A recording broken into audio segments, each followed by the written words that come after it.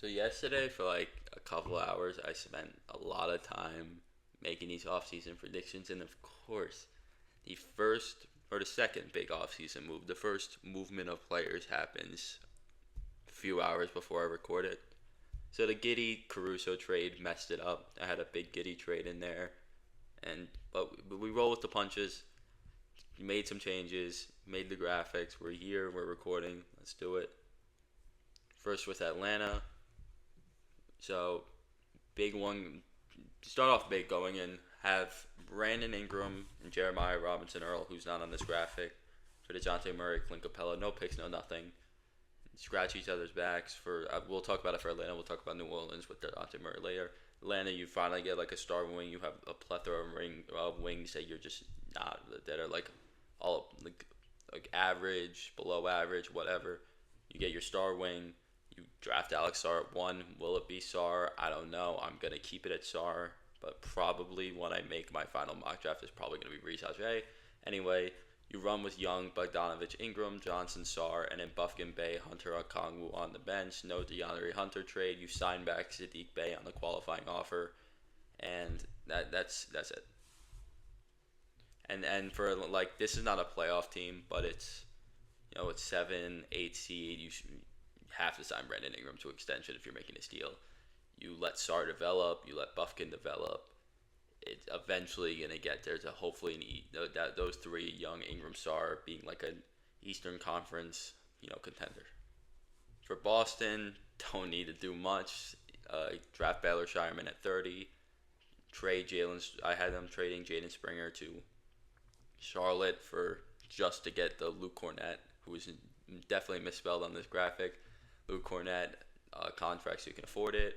It's not much. It was like 2 years, $6 million. Drew Holiday, yeah, you run with the same starting five that won you a championship. You insert Shireman into your bench, and that's basically it. If Horford retires, which I didn't have anybody retire, everybody who's like could retire, I left because I have no idea. And if you have Horford retiring, then Jordan Wall sticks right in there. No, for Brooklyn, like this is maybe less of a prediction and more of like a hope, but like I have them making a Mikal Bridges trade for Houston. This is definitely a hope, but it ends up being Mikal, two first, whatever seconds if you need to get the 27, 29 Phoenix first for literally every single one of their picks back, including number 3 and Dylan Brooks. So in comes Dylan Brooks. You get Gabe Vincent from trading Dorian Finney-Smith for Gabe Vincent in 2 seconds. Josh Richardson, you sign as a free agent. You draft Ron Holland, who I don't know if he's going to fall to the lottery, but I really like Ron Holland, so I'll draft him here at 3. And then you end up, Lonnie Walker walks, Dennis Smith walks. You trade also Dennis Schroeder to Philly for 2 second-round picks. So you get seconds. You don't get you get your first back, but you don't get any external first. So you get Ben Simmons, Cam Thomas, Dylan Brooks, Cam Johnson. You can't find a trade who I didn't have them finding a trade for, and then you get Clax and still have Clax. You re-sign Clax. It was 4 years, just under $100 million. And then you have Gabe Vincent, Josh Richardson, Ron Holland, Noah Clowney, Daron Sharp on the bench. You can get in Jalen Wilson. You can get in Tariq Whitehead as well. I ain't gonna lie, probably had Charlotte even. Charlotte I had doing nothing. Charlotte I had doing nothing. I didn't really find anything special for them to do. You draft Reed Shepard at 6, and you trade 2 second round picks for AJ Griffin. That's basically it. You have in LaMelo, so you have LaMelo, Trey Mann, Brandon Miller, Miles Bridges, Mark Williams. You sign back Miles Bridges on a 3-year deal. Whatever. It's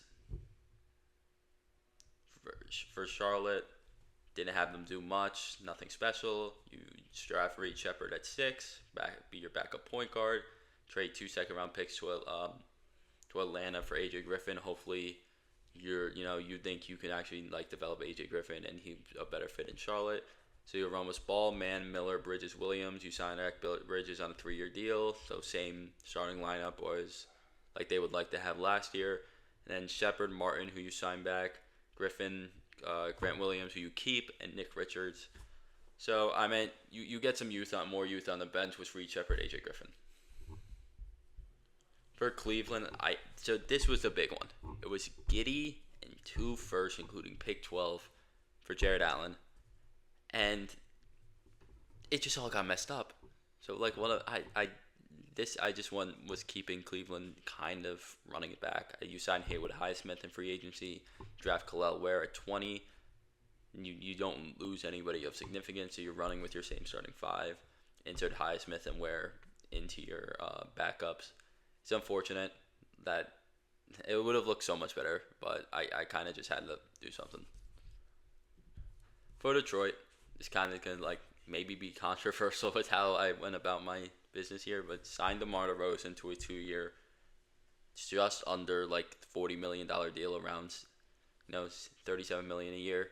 Tobias Harris, buy low on him. Matas Bucelis at pick 5. You don't have anybody of significance outgoing. So you run. This is basically saying we are going to help Cade, and that is our main focus. And so you may be hurting the developments of guys like Azar and Bucelis for a couple of years, but you're basically gonna say DeRozan's here for 2 years, Tobias Harris is in here for 2 or 3 years. They're gone. Let's let the future. Let's take the load off Cade. Let's try to get some playoff experience. We're sick of being in the lottery. So you run with Cade, Jaden, Ivy, or Azar, whatever you want. DeMar, Tobias, and Duran, and then you got Sasser, Grimes, Thompson, Bucelis, and Stewart. You still have your 4 young guys, or all of them really young guys in your bench, still getting good playing time, which I think is very important for them. Also, being able to this is not to win and make the playoffs, win a playoff series. It's just to take some load off of Cade, and just so he had such a burden last year, and you're just trying to take that burden off and hopefully get in some play and maybe even playoff experience with it. So we already know Josh Giddey's in. Signed Jalen Smith to be your starting 4. Rob Dillingham at 11 maybe makes a little less sense now with Giddey, but they can use anything.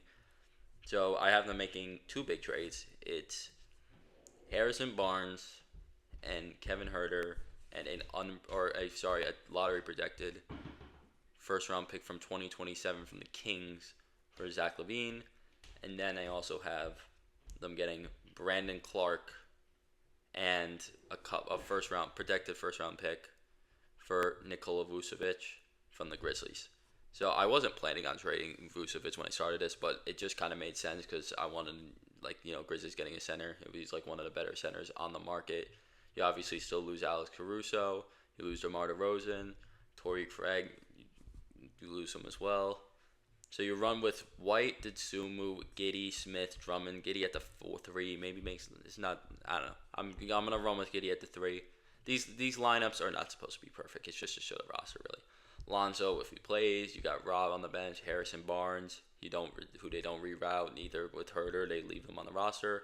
Javonte Green, Brandon Clark to run some backup 5 for you. Next up, Indy.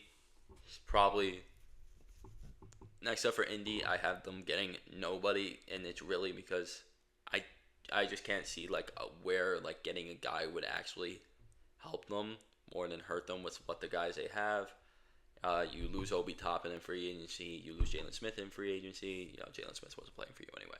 But the reason I don't have them signing Obi is because to let Jarace Walker take that backup 4 spot, to let him get more minutes, because he did play well in limited minutes last year. So you're basically literally running with the same exact top 10 you were last year, except with Jarace Walker.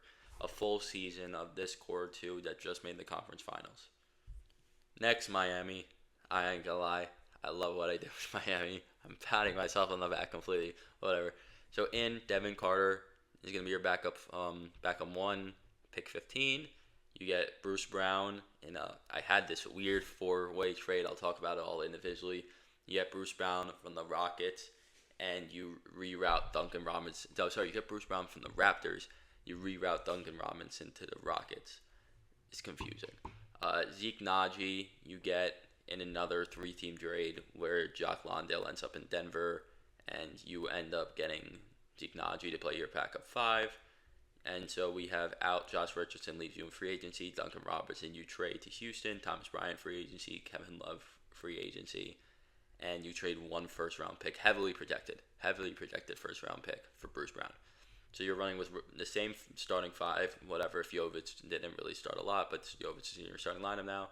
And you run with your brand new bench, Carter, Brown, Jaquez, Martin, and Najee. I think the bench just looks so much better in this situation, which I also probably should have talked about this first. I think Jimmy Butler does end up getting moved, but I just did not find a situation, and I decided to go the route of Jimmy Butler stays. Next up for Milwaukee, with the limited money, limited picks, limited everything you have. Gary Payton, you get in a 3-teamer, which I'll talk about the rest when we do Portland's, and Golden State. I meant Gary Payton. You get in a 3-team trade. I'll talk about the other 2 teams in the West edition because they're both Western Conference teams. If you get Gary Payton, you only lose 2 second-round picks from it. He's going to be your starting shooting guard. Monte Morris, you sign on a mid-level exception to be your starting point guard. You draft Jalen Tyson at 23 then he'll just be your backup 2. Daniel Tice, you get a minimum to be your backup 5. Malik Beasley leaves, but you get Dame, Gary Payton, same front court as you had last year. And then you go Morris, Tyson, Beauchamp actually gets minutes for you. Bobby Portis, Daniel Tice, Andre Jackson come in, plug and play whenever you need, wherever any injury happens. For the Knicks, OG Anunoby's out. I'm going to say it. They did not sign OG Anunoby. And you don't get a lot to replace. You draft Ryan Dunn at 24 and you draft Tyler Smith at 25. But you literally are just running it back. You sign back Precious Achiuwa, you sign back Alec Burks, and you sign back Isaiah Hartenstein. You just have a lot of free agents, and you just got to focus on signing your free agents back, make your 2 draft picks, and just run back the team. Hopefully, when that makes a conference finals if they're fully healthy. And so the Sixers is where I have OG Anunoby going. They have so much cap space. I decided no Paul George, which they said they're not going to do anyway. No LeBron. No anything major. You go out, you get Anunoby, Jetty Osman, Dennis Schroeder for the Nets, which we said earlier. You sign Luke Kennard, you sign Royce O'Neal, you sign T.J. Warren, and you draft Keyshawn George at 16. Out, Tobias Harris is going to leave. Nick Batum walks. Kenyon Martin walks. Robert Covington walks. And then it's basically the entire Harden trade. You're basically just getting off of the salary at this point. And then you got, re-sign Maxey. Obviously, re-sign Maxey. Give him the bag. Give him whatever he wants. So you got Tyrese Maxey or match whatever offer to. Maxey, Heels, you sign back. Anunoby, Osman, which I wanted to get them a backup for. I tried so hard to was trades, looking at free agents. At the end of the day, probably spent too much money on bigger guys, and power forward kind of got ignored. But Embiid, Schroeder, Kennard, Warren, O'Neal, which it should be O'Neal, Warren, Reed, Keyshawn George. So, I mean, you just focus. I think Philadelphia has to focus on depth. OG Anunoby could be your big guy, but you're not getting a third scorer or anything like a Paul George again. Instead, you're going after defensive guys. You're getting a lot of shooting on the bench, too. I think this is just a much better route for Philly than, a major free agent. For Toronto, don't have them doing a lot either. Kevin Porter Jr., you sign him, bring him back into the NBA. They'd be your backup 5 or backup 1. Jacoby Walter, you draft at 17. Out, Bruce Brown, you get a couple of picks back. Not great picks, but picks back. You get the Miami first. I forgot. You got the Miami. So Toronto, I don't have doing a lot. You get Kevin Porter back in the NBA to be your backup 1. Jacoby Walter at 17. It's not going to really crack your initial 10, but obviously you hope he does in the future. Out, Bruce Brown, you get in a protected Miami pick, which is always nice.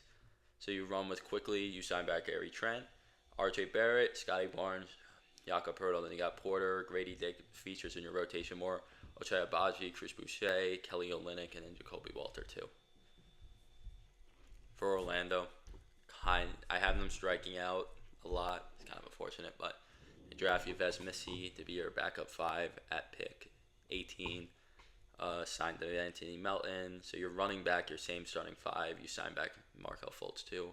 Off the bench now you got Anthony Black, Cole Anthony, DeAnthony Melton, sign back Jonathan Isaac, bring back Wagner, and then Yves Missy as well. And finally we got Washington. Who I have drafting Reese Ashe at 2. It's probably going to end up being Sarr. Could end up being Sarr. Chris Dunn, you signed to be a backup point guard. You draft Zach Edey at 26 as well. Out, Landry Shaman, any other, and also just other, just random back of the rotation the guys they have. Jordan Poole, Kispert, Adavia, Kuzma, who I didn't even explore trades for Kuzma. I just didn't find a team that would want to trade for Kuzma or would need to trade for Kuzma. The big one is the Thunder or something, but I had them going a different direction. Rashawn Holmes, Chris Dunn, Koulibaly, Rizache, Bagley, Edey on the bench. So that's it for the East. Gonna film the West right now. So thank you guys for watching. Join the Discord server. See you.